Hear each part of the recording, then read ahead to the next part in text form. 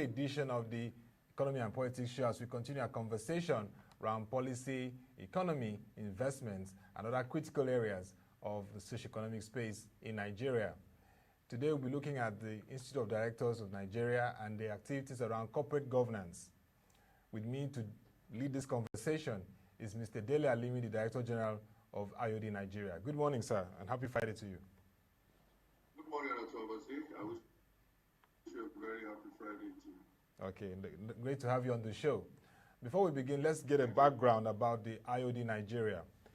It's an institute that exists mainly in Commonwealth countries across the globe, with membership drawn from directors and business leaders in the public and private sector.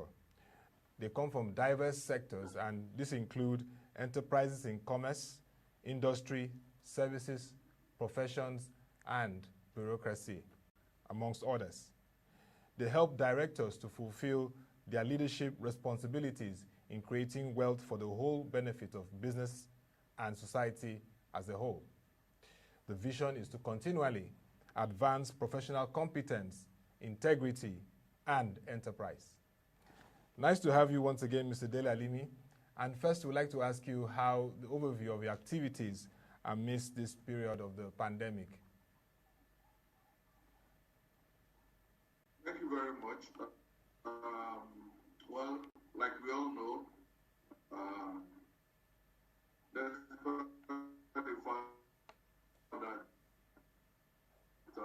the virus started trickling in late last year. Of course, nobody knew how far it was going to go. And until the WHO declared the global pandemic, we all thought it was something that would come in and flow away. We've had some other things happen in China before and never became a global pandemic. But this one came in and caught everybody unawares and changed the way we do things and the way we see things, especially business and even the social environment, I must say. And within those periods, what the IOD has done is to also embrace what I'll call our business continuity plan, which is the new way to do our things. It wasn't easy because our members were also very busy. It does not go under based on this pandemic.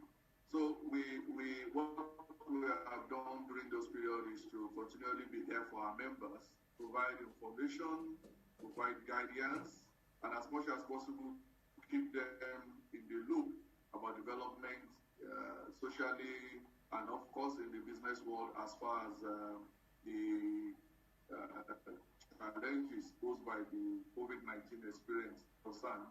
We have held so many webinars, and we have sent private information, of course, to all our members through various means to give them very good advice.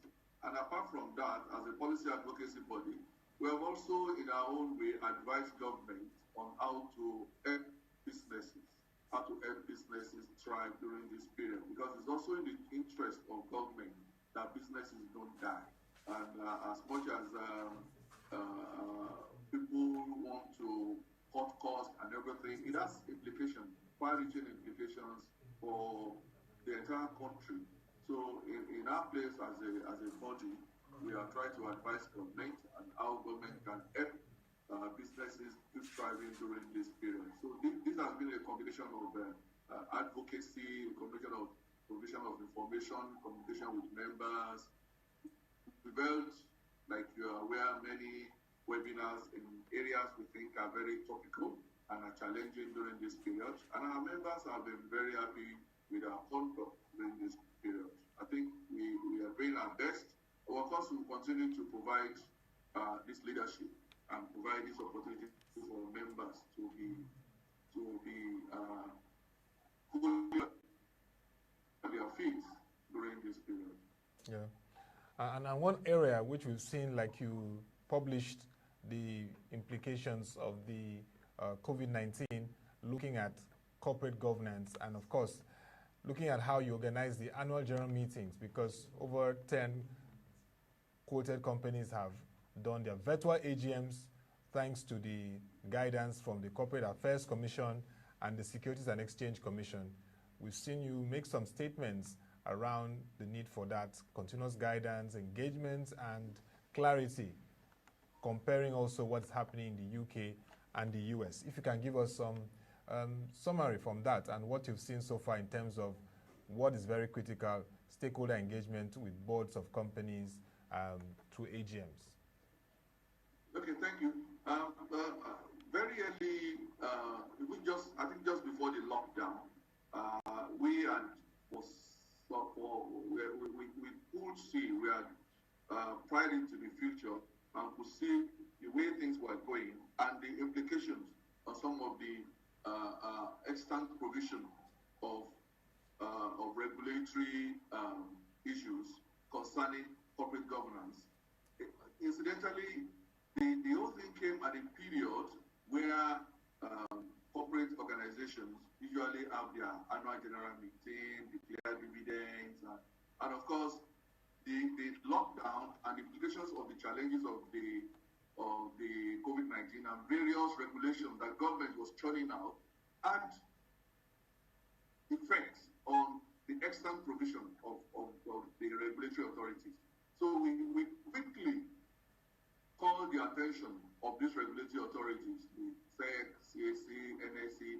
We quickly called their attention to the need for them to look at, to provide a way out for companies before it was too late. We talked about social distancing. You cannot hold annual general meeting physically the way it used to be. We knew that was going to happen. We talk about shutting down completely, which meant some actions that companies are supposed to take in terms of submission of reports and things like that was not going to happen. So those regulatory authorities needed to put in channel that companies can use or provide support for organizations during this period so that they are not confused, because at the end of the day, if they are not careful, they are going to fall foul of the extant provisions of this regulation. So quickly we call attention to it, and I'm glad that so many of the regulatory authorities came up with guidelines to help companies wade through the challenges. And I think it has gone a long way to help. We have had an general meeting held by proxy, we have had an general meeting held virtually, and we've also advised organizations going forward as part of business continuity plan. There's a need for your members to now have provisions for this kind of development. Nobody saw it coming, but it has come. And it could stay for quite a while. It could come again. So there's a need for organizations to also put in, as part of business continuity plan, plans to take care of this kind of development. So those are part of the advice we give. And we're happy that the issues are not too challenging today. A lot of public hotel companies have held their AGM.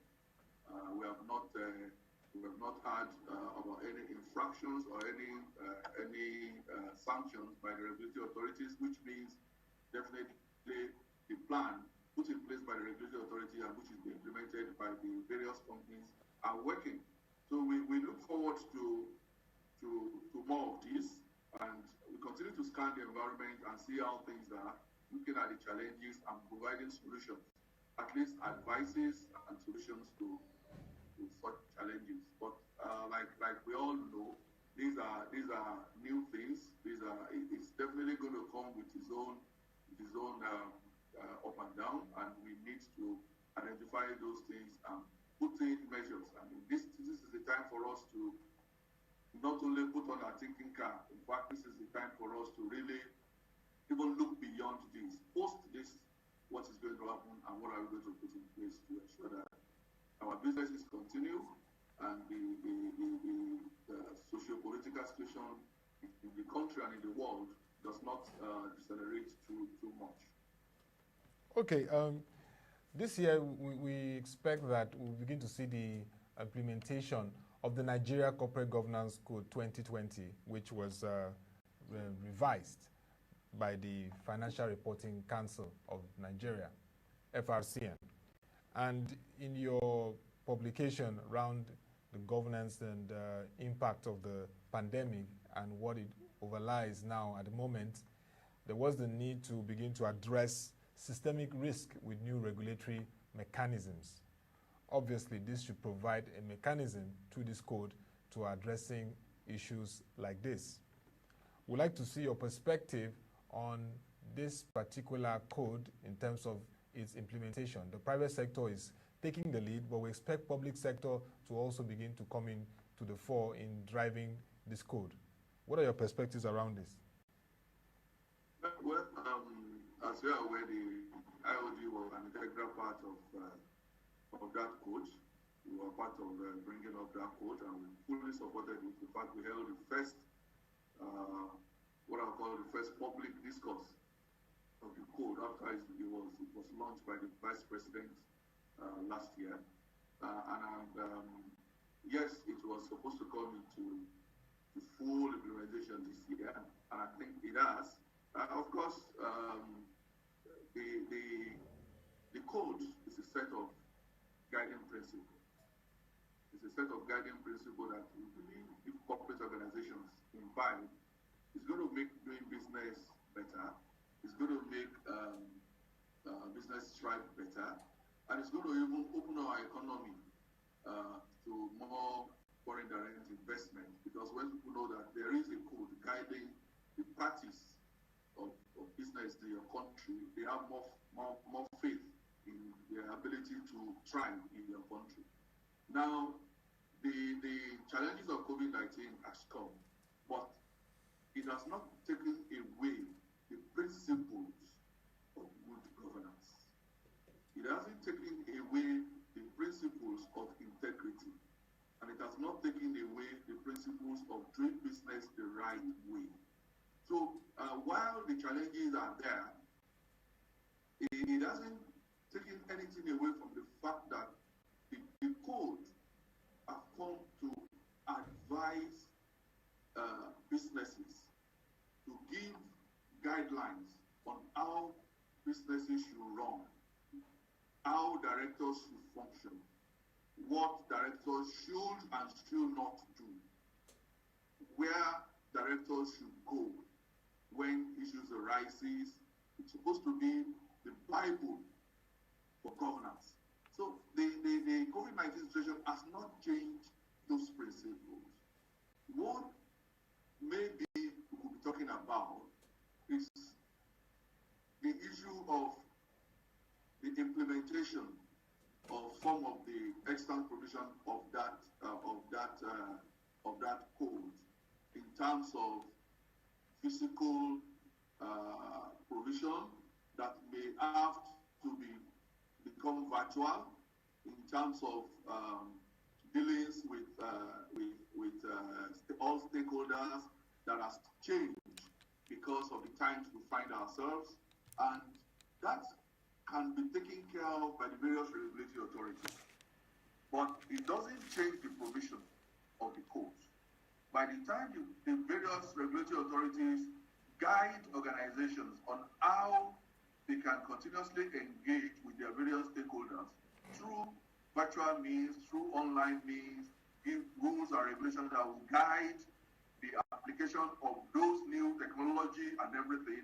I think, for me, everything will still flow within the ambit of what the code suggests and what the code provides.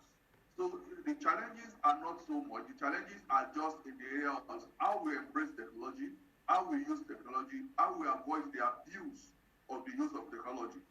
Those are the key things that the regulatory authorities will have to look at and ensure that people don't take undue advantage of technology and use it to get around some provisions of the code.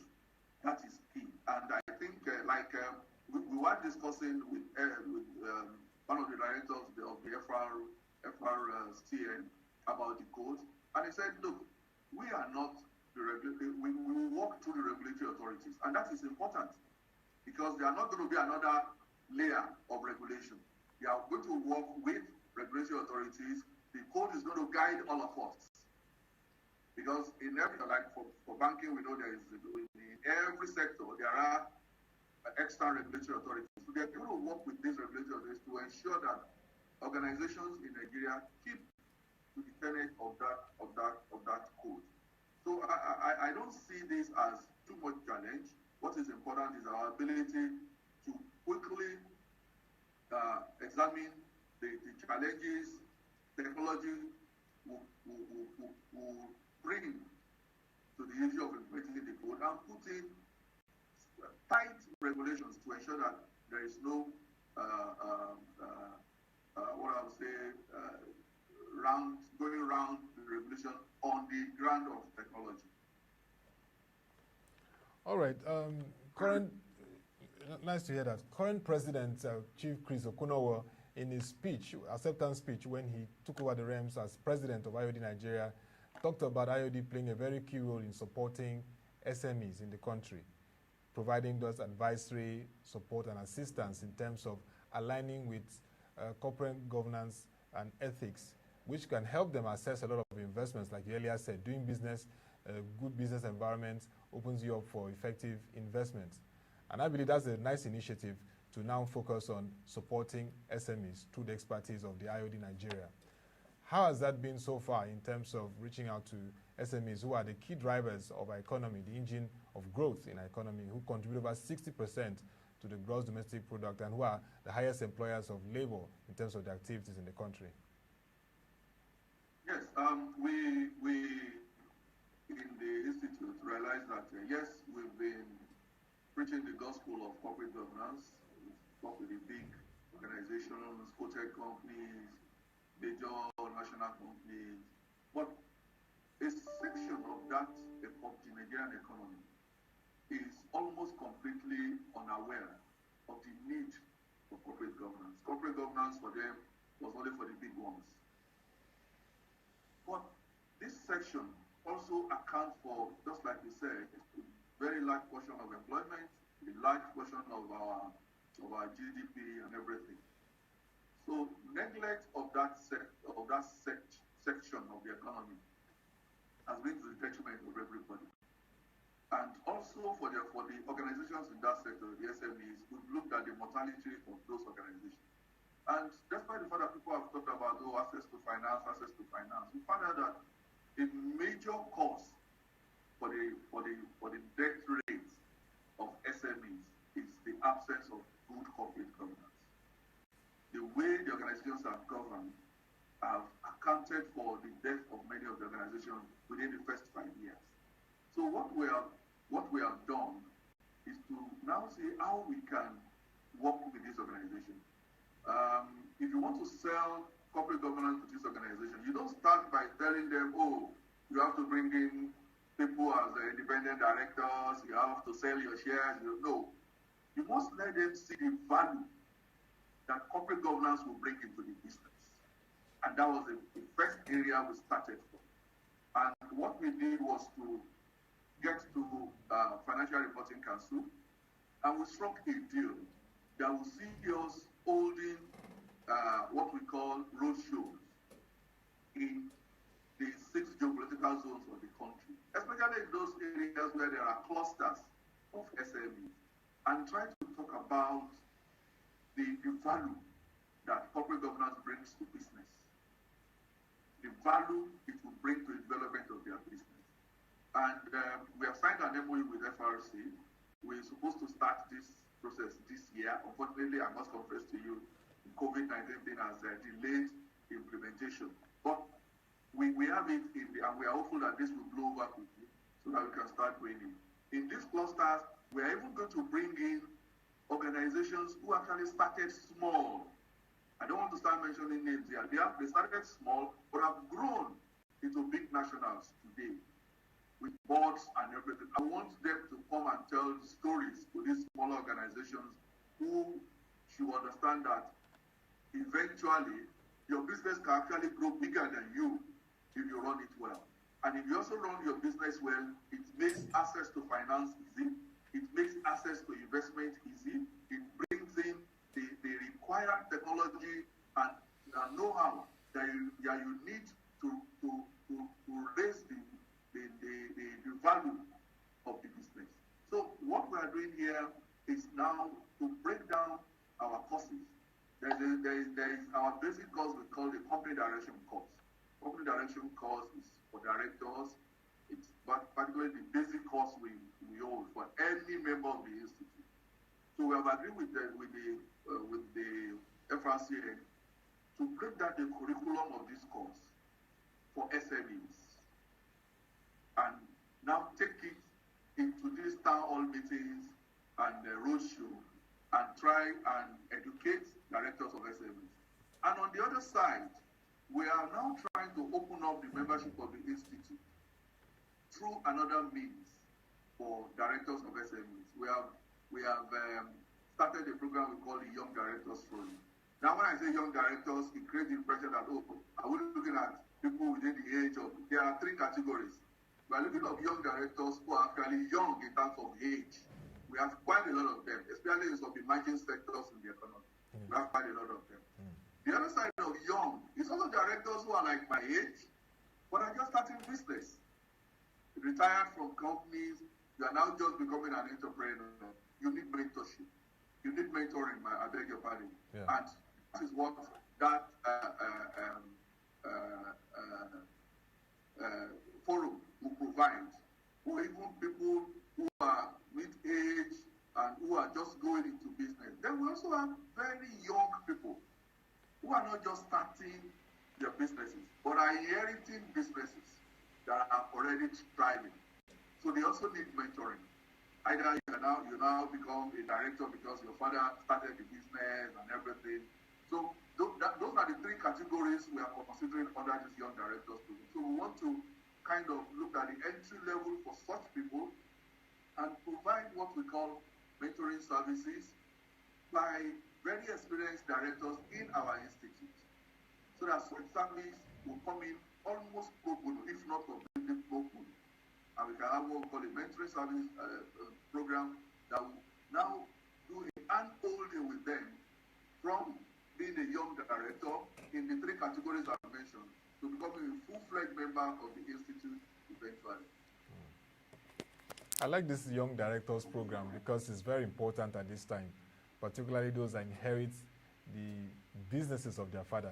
When you say you have to put on a sandal that is bigger than you, at least this YDP will help them to stabilize, and also particularly those who have retired and the young ones indeed. So this YDP is a nice initiative, and much publicity to it will really help more, and we can always partner in that regard. And also the SMEs, also a good initiative, and we hope that it will continue to be strengthened at this time because Nigeria MSME power is there and it needs a lot of strengthening. So we laud you on those initiatives.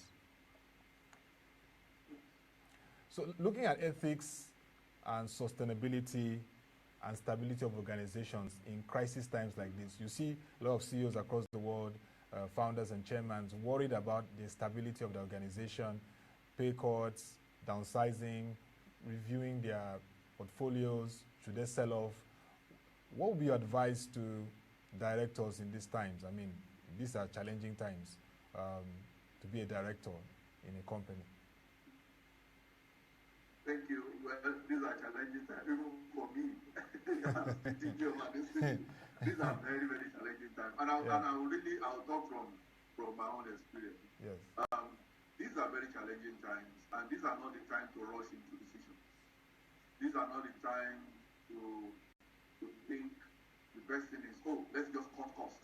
And cut costs by all. It's important to cut costs and cut costs by all means. And as we have seen in many spheres, I'm not blaming anybody, but as we have seen from welfare, the first thing that goes is human capital. You say that's the best way to cut costs. Of course, naturally, whether we like it or not, some jobs are already gone. Some jobs are gone, whether we like it or not, for obvious reasons. But this is the time for directors to really put on their thinking cap and to take full advantage of the talents they have. First, I don't see talents in the company as a cost. I see talents in the company as assets. So there's a need for you to engage with the talents in the company and see ways that you can do your business there is always another way. It's about thinking deep enough. Yes, you have to rely on policy guidelines from the public sector and things like that. But as a private sector body, you also have to look for ways to reach out to your clients, new ways. It may even include change your product portfolio to reflect the new scenario, the new normal place we find ourselves. Yeah. So it's about thinking deep and thinking well. This is not, I must tell you, this is not the best of times for CEOs and directors. This is not the best of times. I know when they say, oh, we are on lockdown, we are not working. Incidentally, that was when directors worked more. I knew how many meetings I was having every day online just to talk about how business is not going to stop. We as a body, as IOD, needed to keep engaging with our people. How do we continue to do this? It builds on us that before now we have been engaging with our people, and it's about taking the engagement somewhere else. So the lesson for organizations is that you need to now take this engagement somewhere else and provide opportunities that your customers will now be able to engage with you. And it cuts across all sectors. So when you talk about the issue of sustainability, organizations that even had business continuity plan, I can bet not many planned for this kind of situation. So their business continuity plan will only work to some extent, and they need to start thinking about something else. We don't know when this is going to be over. Government in Nigeria today, we had opened up things a little, and there are still fears that we will still locked down. The figure recorded yesterday was scary today because it seems to be going up and down, up and down. Something is definitely so. The government panic, our government locks down again. What is going to happen? So we as leaders of businesses, a lot rests on our head. All stakeholders are looking up to us. The staff are looking up to us. They are worried. They are scared. So we must put things in place to ensure that business continues to run in the best way that we can. It's not going to be easy. It's going to be very challenging, especially those that have public interface. But I tell you, shortcut solutions will only work for a period. And if you are not careful, organizations can, at this time, have reputational issues. If they don't handle it properly, reputational issues can creep in about how you abandon your workers, how you abandon your stakeholders, and things like that. So you need to be extremely careful. We knew about, you recall there was the video that was trending at the time about a particular organization that was planning to downsize. Yeah. Of course, it's an option, but look at the backlash that organization received from the public after that announcement. Yeah. So it's important for organizations to now put the human face to whatever we do and ensure that during this period, we don't create reputational issues that's going to completely ruin the organization even when this is over. It's a challenge, but with the crop of men and women we have at the heads of affairs of organizations in this country, it's a challenge we can work with. And as an institute, we'll continue to advise our members. And of course, the other side, we also now have to look at, which I know so many people are looking at it, but nobody's talking about it in the public space. It's also the challenges and the dangers inherent in the new way of doing business.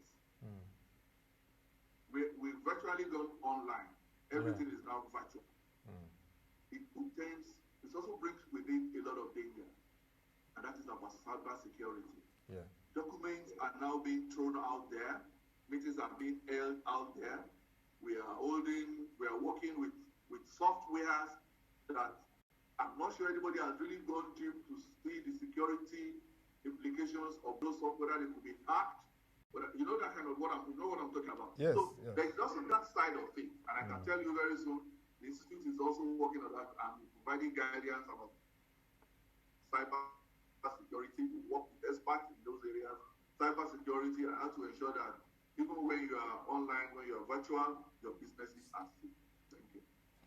And let's get your closing thoughts in a few minutes, and because your take on the new Director General of the Security and Exchange Commission has been nominated by the President, Mr. Lamido Yuguda. You know that SEC is the apex regulatory agency of the financial and capital market, and leading that agency is very critical at this time.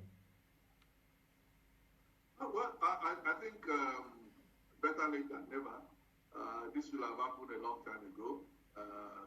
But now that the president has announced this, we welcome it wholeheartedly. We are happy his announcement. I have looked at the resume of this gentleman that has just been announced.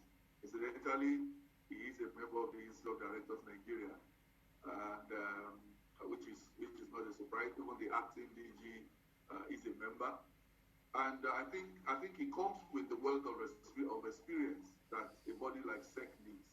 And I actually pray that the National Assembly will confirm quickly, and then he will get to work. There's so much that SEC would have to do in this period. There's so much guidance. Organizations are waiting because there's still so many areas of exam positions that need to be tweaked to provide for the challenges we find ourselves. And this man comes with the wealth of experience. He's been in the private sector, he's been in the public sector. I think he knows what to do, and the commissioners are also there to support him. So I look forward to an even more robust SEC to help organizations in this period. So the institute welcomes his appointment. This is when I say it should have come before now. It may not be, but this is something that shouldn't have been left for so long. That it was left for so long, it wasn't good enough. But now that it's happened, he has to come in and hit the ground running. Thank you very much, Mr. Dele Alimi, Director General of the Institute of Directors of Nigeria. It was nice having this conversation with you around corporate governance. And indeed, with what you're saying and what you're doing, we trust that IOD will continue to provide advisory, that advocacy and support to the business and even down to MSMEs on effective corporate governance. We look forward to further conversations on this in subsequent edition of our program. Thank you. Thank you very much. Thank you. Have a wonderful weekend. Yes, yes. That will be all for this week's edition of the Economy and Politics Show. Join us next week as we continue the conversation on economy and politics in Nigeria. Join our website, www.proshng.com, to watch our videos, read our news, reports, and analysis, and get insights on what's really happening in the financial markets, in the economic space, from the global African to Nigerian economy. Till we come your way again, thank you for watching. Have a nice day and stay safe.